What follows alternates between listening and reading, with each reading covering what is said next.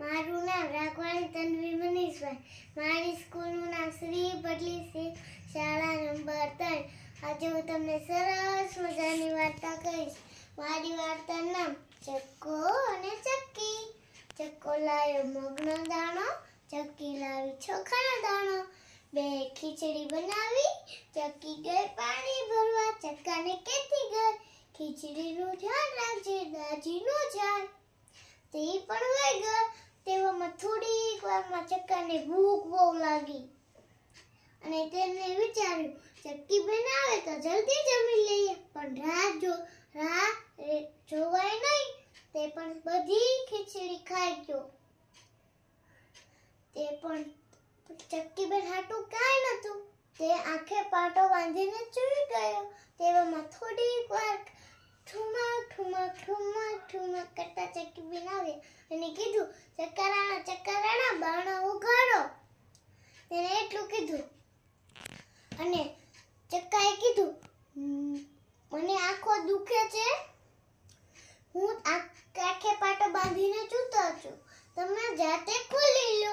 તેને હાથે ખોલીને ઠુમક ઠુમક ઠુમક ઠુમક કાઢીને માનિયારે પાણી મૂક્યું અને કીધું કે ચાલો જમવાનું પીરસું છું. તેને જમવાનું જોયું તપેલીમાં તો નતું કાંઈ.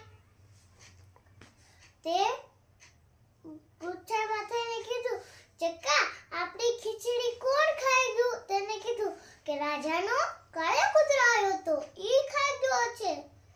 તે ગુસ્સામાં થઈને રાજાના દરબારે ગયા અને ચક્કો અને ચક્કી રાજાના દરબારે ગયા અને કીધું, રાજાજી તમારો કાળો કૂતરો અમારી ખીચડી ખાઈ ગયો છે. એને કીધું, અમારા કાળા કૂતરાને રોજ સ્વાદિષ્ટ ભોજન મળે છે.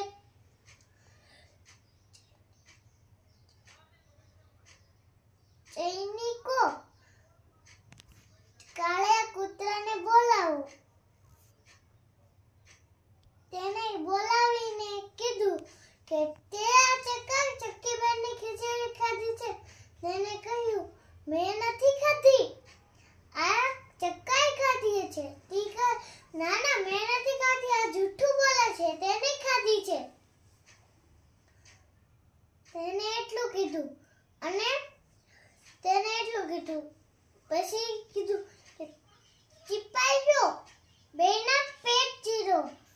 તેમાં ઓલા કાળા કૂતરાને બીક ન લાગી, પણ ચક્કાને બીક લાગી અને કીધું કે મારો પેટ ચીરો, મેં ખાધી છે તો મારા પેટમાંથી નીકળશે ને.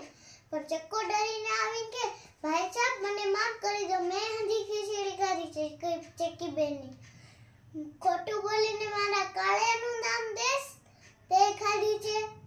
તેને એટલું કીધું અને ચીપાયો, ચક્કાને કૂવામાં ઊંધો લટકાડો.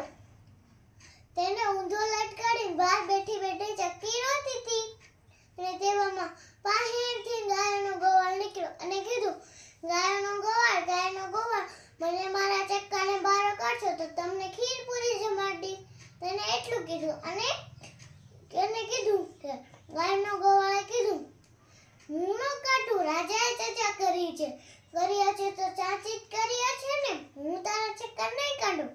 તે પણ યોગ ઉપર બેઠી વાંદરી સાંભળતી હતી. તેને દુઃખ થયું અને ખીર પૂરી ખાવાની લાલચ જાગી. તેને ઉપરથી ઠેકડો મારીને નીચે આવીને કીધું કે છે ને, હું તારા ચક્કાને બહાર કાઢું, મને ખીર પૂરી જમાડીશ?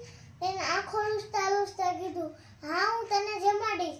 તેને બહાર કાઢીને દીધું અને સમજાય ખીચડી બનાવી, ખીર પૂરી ખાધી. ખોટું બોલીને સજા ભોગવી કે સાચું બોલીને ખીર પૂરી ખાવી. મારી વાર્તા સાંભળીને શાંતિથી ખૂબ ખૂબ ધન્યવાદ.